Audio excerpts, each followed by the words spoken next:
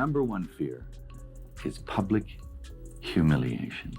Okay. I had a whole bunch of weird paranoid suspicions about what the hell was going on because there was a lot of stuff I couldn't understand. While everyone's glued to their screens watching Blake Lively meltdown in a courtroom battle with Justin Baldoni, while Diddy's name keeps popping up in headline after headline for the worst possible reasons, there's one question barely anyone is asking. What aren't they telling us?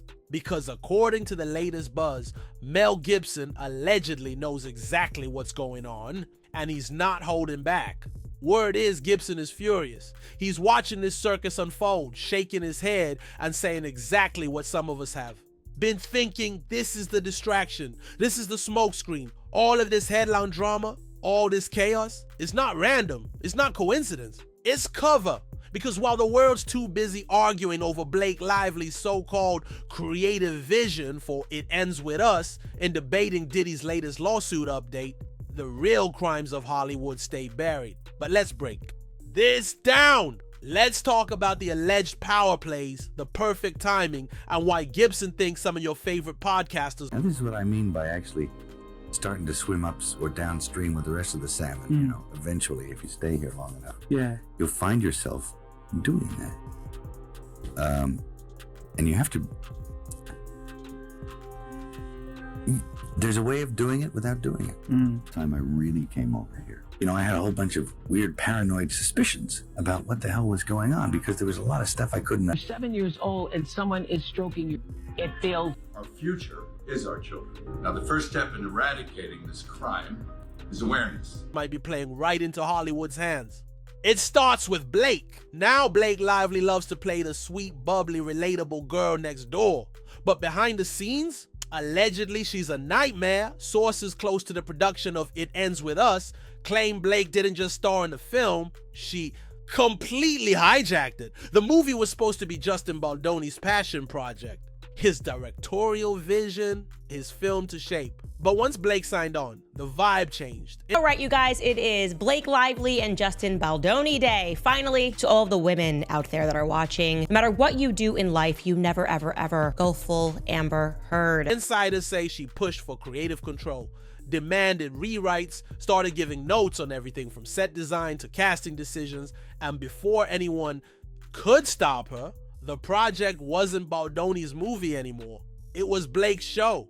Reports say Baldoni was devastated behind the scenes. He fought back, but Blake allegedly had the leverage. She brought her own legal team into the mix. She weaponized her celebrity power.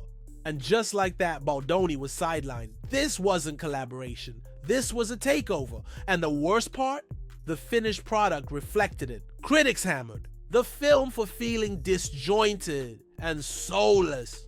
Fans of the original book blasted the movie for missing the emotional core of the story. But instead of taking the L quietly, Blake doubled down.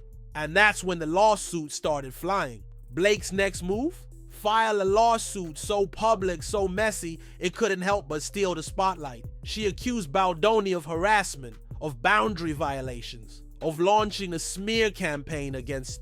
And to the point where this guy was in the basement at his own movie's premiere. And that what in fact happened was you guys were the ones out there generating negative press against Justin. You guys were the ones who were trying to ruin just her.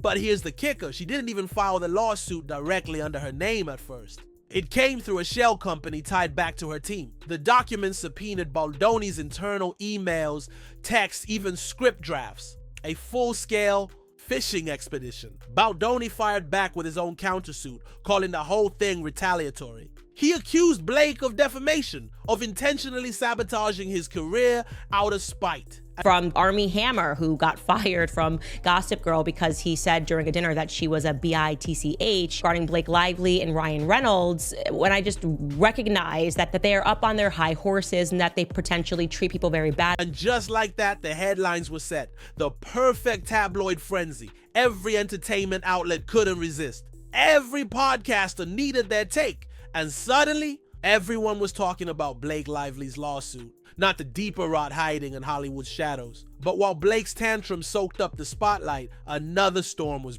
Getting a closer look at the mountains of evidence federal investigators collected at the homes of P. Diddy leading up to his indictment. This includes things like guns, ammunition, electronic evidence, and more than 1,000 bottles of baby oil and personal lubricant. By September 16th, Diddy brewing. That storm is Diddy, facing lawsuit after lawsuit with accusations that could dismantle an entire empire. Civil suits, federal investigations, allegations that go way beyond bad behavior and start creeping into horrifying territory. Yet somehow, the coverage stayed scattered, distracted, delayed. Why? Because there's only so much attention to go around. And if the Blake versus Baldoni drama is sucking up all the oxygen in the room, there's less space for the real horror stories. It's not the first time Hollywood's played this game, and according to the rumor mill, it sure as hell won't be the last. Here's where the timing makes your head spin. Blake's lawsuit dropped right when Diddy's legal troubles started dominating the news cycle. Coincidence? Please. It's classic crisis PR. Create a softer, shinier scandal to flood the zone. Give the public something juicy, but ultimately harmless to argue about on social media while the real damage control happens off camera. Blake crying in court about creative differences? Easy to digest. Diddy facing allegations that could trigger criminal investigations. Way harder to spin, so the machine feeds us the story that keeps the clicks coming. And we take the bait, but not everyone's buying it. This is where Mel Gibson allegedly steps in, and he's had enough. Sources say Gibson is watching the biggest podcasters in the game fall right into the trap. Candace Owens, Megyn Kelly, Patrick Bet-David, millions of listeners, giant platforms. And what are they hyping up? The Blake Lively lawsuit. A petty Hollywood meltdown over who gets to call the creative shots on a romance movie. Owens broke down the Blake versus Baldoni drama on her March podcast episode. Megyn Kelly gave it a full segment in April. PBD Podcast couldn't resist weighing in, tossing Blake's name into the mix while casually hinting about distractions. And Gibson's take? They're playing right into it. These are the people who could be exposing the real corruption, shining a light where it actually matters. But instead, they're gossiping about an actress allegedly throwing a fit because she couldn't control a film set. Gibson allegedly called it out for what it is, a giant Hollywood smokescreen.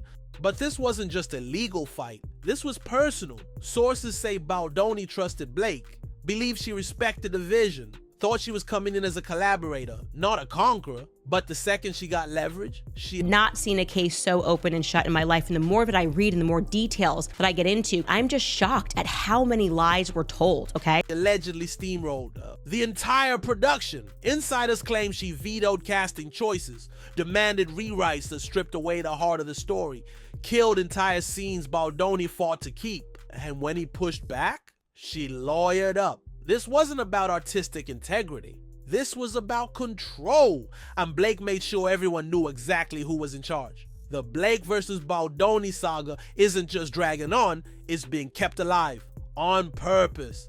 Cause let's be real, this isn't just a celebrity feud, it's a perfectly packaged, click-friendly scandal. At Hollywood, they know exactly what they're doing. This is the kind of drama the machine loves. An actress with a spotless image suddenly exposed for allegedly backstabbing her own director.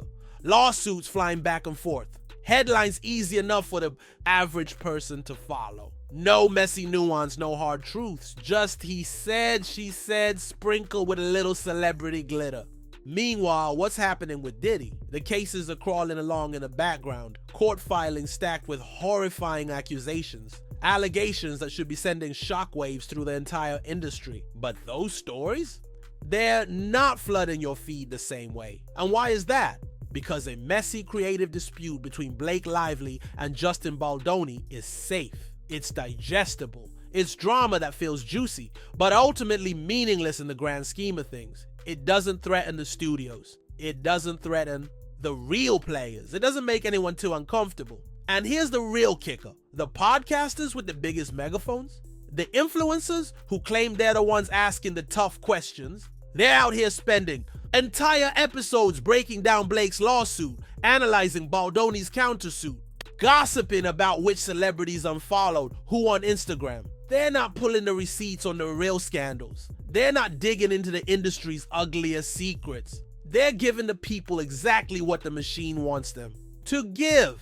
Hours of content about the safe drama while the truly dangerous stories collect dust. It's not sloppy, it's strategic. This is narrative control at its finest. Keep the public busy with a scandal that feels like it matters, but never actually challenges the people who hold the power. Never shine the light where it would really hurt. The Blake and Baldoni war is tailor-made for this. It's scandalous enough to keep the headlines rolling, but soft enough that no one at the top has to lose sleep at night. And the longer it stays alive, the longer the real stories stay buried. It's the Hollywood playbook, and right now we're watching it happen in real time. But the worst part? Most people don't even realize they're being played, and the more time we spend arguing about Blake's so-called creative vision, the more we help Hollywood keep the ugly stuff hidden. So here we are, arguing over whether Blake Lively should have had final cut on It Ends With Us, breaking down legal filings between two celebrities fighting over hurt feelings and creative credits, all while the real horror stories stay hidden.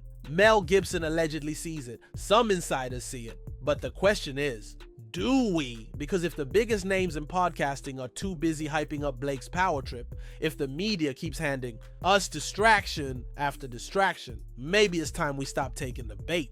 The real story? It's what they aren't putting on the front page, and if we're not careful, we'll miss it again.